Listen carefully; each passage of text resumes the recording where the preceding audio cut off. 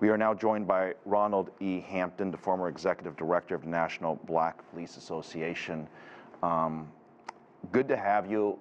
Give us some sense on how we process all of this. You know, there's a lot of people assuming a lot of things, and I would urge everybody to perhaps wait until there are more facts.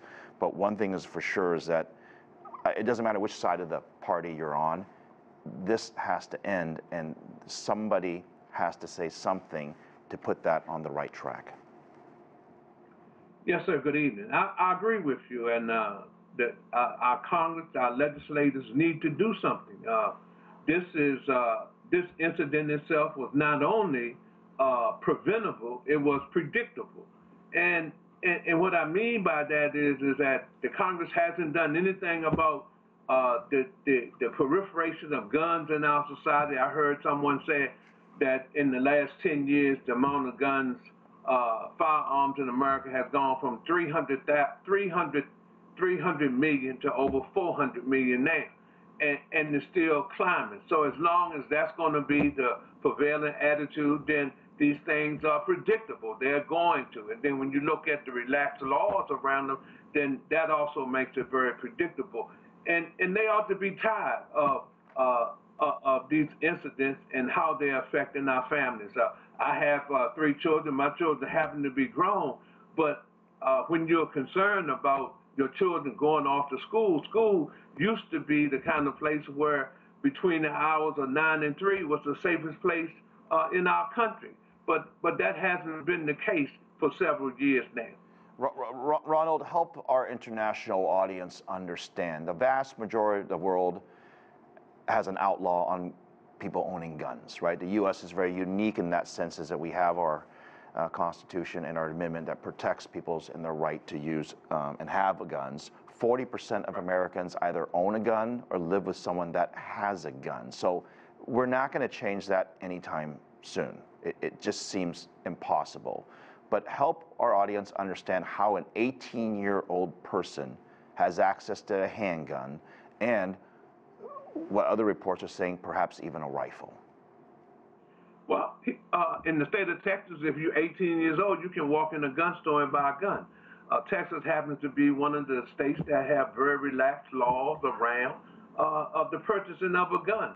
The whole idea of reasonable background checks don't exist in Texas. You can walk in there and buy one and walk out the store with it. And that's what he took advantage of when he turned 18. He brought these weapons.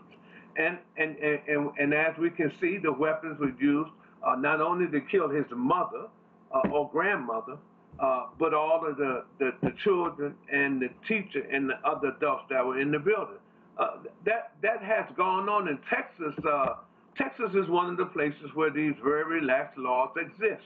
And for some reason or another, the elected officials and the people in the state are fine with that. I think it's the craziest thing in the world. If we want to do something about preventing these incidents from happening, then we need to have reasonable gun laws. We need to have reasonable registration, and the age needs to be taken up to 21 years old. No 18-year-old child has any business owning a weapon or buying a weapon. So you would propose a 21-year-old requirement to own guns, and I imagine that's part of a greater gun safety package or proposal, if you will, because I hear from a lot of people, and the vast majority of Americans believe in gun safety, but when you call it gun control, that's very different, right?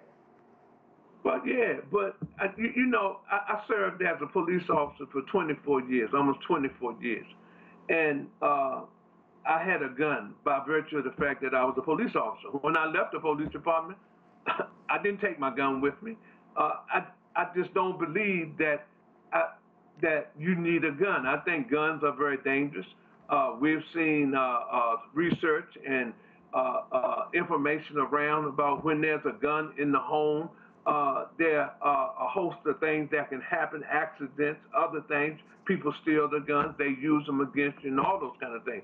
So I happen to be somebody who believes that we don't need to have all of these guns in our society, and that they are only going to be even more dangerous because we have seen this year alone some unbelievable number of mass shootings.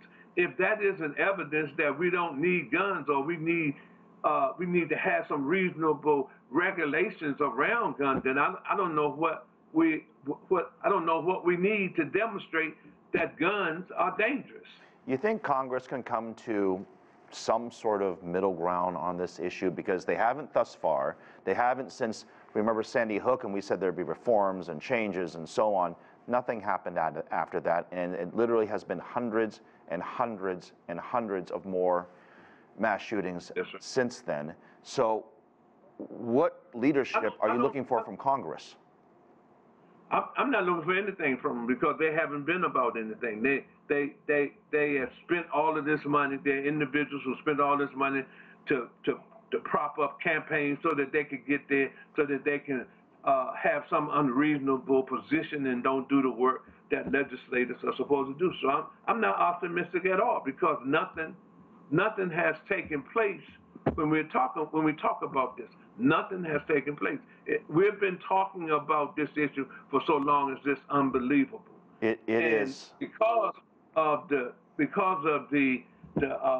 I can't even think of a word that describes the indifference that exists there with not only the Democrats and the Republicans, but the policies in how the Senate operates. There's 60 votes on most of the issues. Some of them will allow 51 votes, but most of them want 60 votes to be settled, even though we have control of the House and the Senate and the presidency. The Democrats do. The expectation is zero, because they just haven't done the work that they needed to do. Yeah. So I don't think that's going to happen.